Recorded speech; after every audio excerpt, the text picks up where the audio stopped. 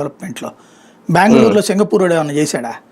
అంటే మనది కొత్త రాష్ట్రం కొత్త రాజధాని కదా మనది, వాళ్ళకి మనకి కంపేర్ చేసి. మరి గుజరాత్ తోడికి ఎందుకు వచ్చినారు?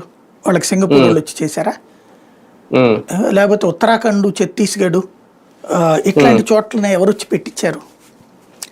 సింగపూర్ మీద మనకి ప్రేమ ఎక్కువ. మనోళ్ళు మరి మన పెట్టుబడులు ఉన్నాయా నేను, లేకపోతే మనోళ్ళు చాలా మంది అక్కడ వ్యాపారాలు చేస్తూ ఉండటం వల్ల ఉన్నటువంటి దొరదో తెలియదు. కానీ సింగపూర్ని గొప్పగా మనం ఫీల్ అవుతున్నాం, ప్రపంచం ఫీల్ కావట్లా. Singapore is a good country, అదేం దాని మీద మనం ఏం నెగిటివ్గా అనుకోవట్లేదు. కానీ అది ఆంధ్రప్రదేశ్ చరిత్రను మార్చగలిగిన స్థాయి కాదు. సరిగ్గా ఆలోచించగలిగితే మన దగ్గర ఉన్నటువంటి దాంట్లో పోర్ట్ బేస్డ్ ఎకానమీ అన్నటువంటి సింగపూర్ ఎందుకు ఆలోచించలేకపోయింది?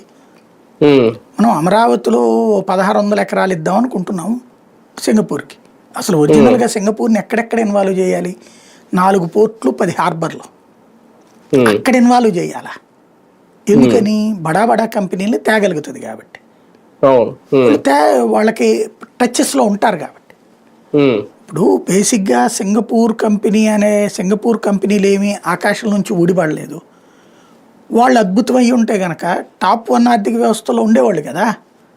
సింగపూర్ ఇది good economy that it self అంతవరకు. అదేదో మనకొచ్చి కూడిపెట్టేది. ఇప్పుడు తడ సెజ్ ఉందండి, సింగపూర్ వాడు ఎవడు కాదు అక్కడ నడిపింది, పక్కా ఆంధ్రులు. రవిసన్నారెడ్డి, శ్రీనిరాజు ఇద్దరు ఆంధ్ర నుంచి తెలంగాణలో సెటిల్ అయినటువంటి వ్యాపారవేత్తలు. వాళ్ళు నెంబర్ 1గా ఉంది కదా టోటల్గా. మనకి ఆ ఇచ్చిన 5,000 6,000 ఎకరాల్లోనూ 3,000 కంపెనీలు దాకా ఉన్నాయి అక్కడ. ఇవాళ యాడ్ నుంచి వచ్చినాయి అన్నీ ఎలా చేయగలిగారు వాళ్ళు? సింగపూర్ నుంచి తెచ్చారా, చైనా నుంచి పట్టుకొచ్చారా?